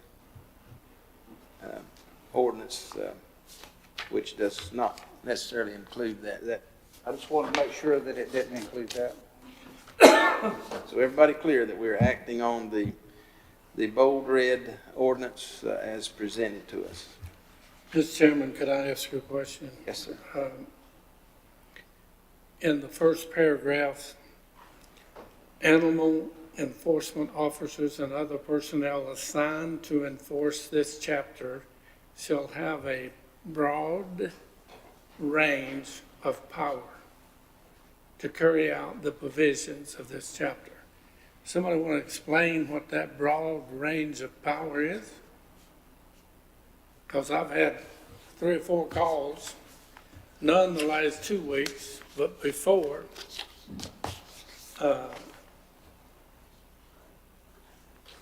I think of abuse and overreacting and showing up on property while people are going to church and doing activity, not just showing up. I'll just speak the way I interpret it, Commissioner Taylor. I interpreted those broad range of powers to be as they're kind of spelled out in the paragraphs following there as to what the expectations are. I'll ask our Animal Services Director to speak to that if she likes, or Mr. Chair, yes. if I may, that language came straight out of the City of Morganton's Code of Ordinance, and it's been on the books for, I think, since the 80s.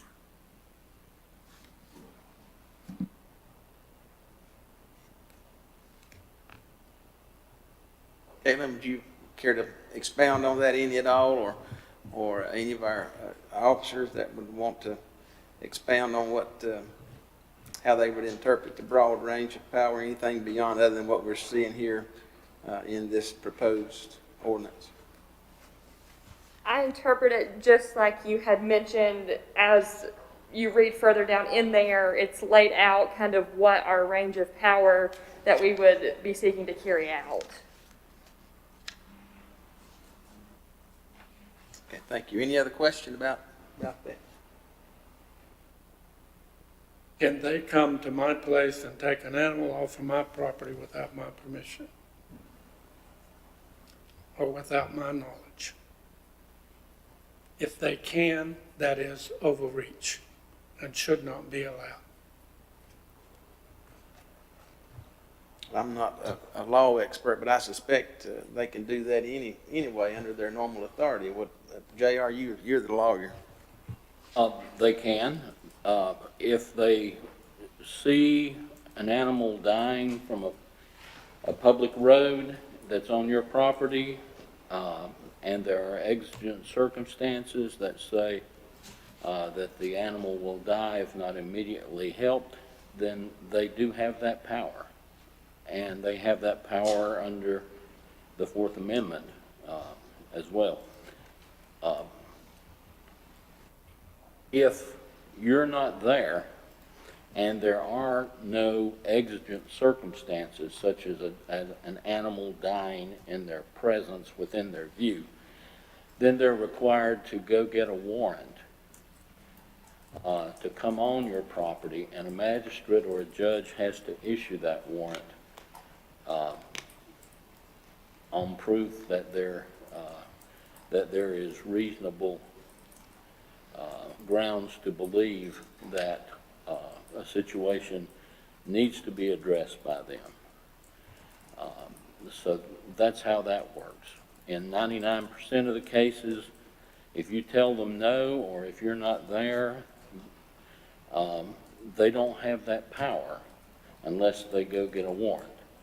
It has to be something that they can see from the public, a public roadway or a public place, your neighbor's yard, if your neighbor allows them to go in, and it has to be an imminent danger to animal or human life. Repeat that, JR. It has to be what? An imminent danger to animal or human life.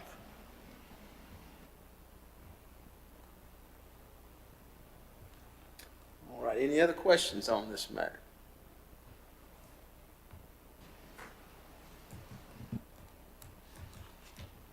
No other questions? Then I'll call for a motion on this item.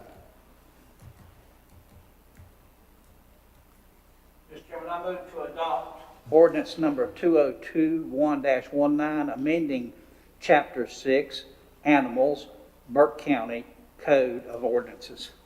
Thank you, Commissioner Carswell. Those in favor signify by the uplifted hand. Those opposed? That's 4-1, Madam Clerk. All right, at this time, I'll entertain a motion to go into closed session to discuss threatened or pending litigation as authorized by NCGS 143-318-11, A and 3. So moved. Thank you. All those in favor say aye. Aye. Thank you.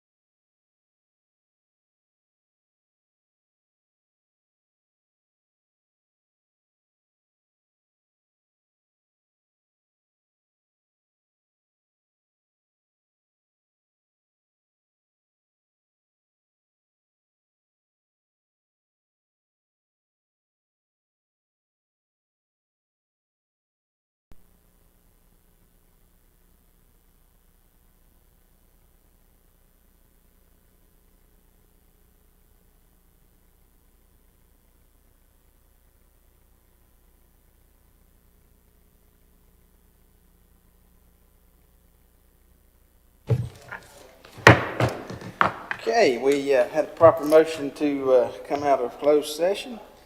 Report that no action was taken or that no action was taken.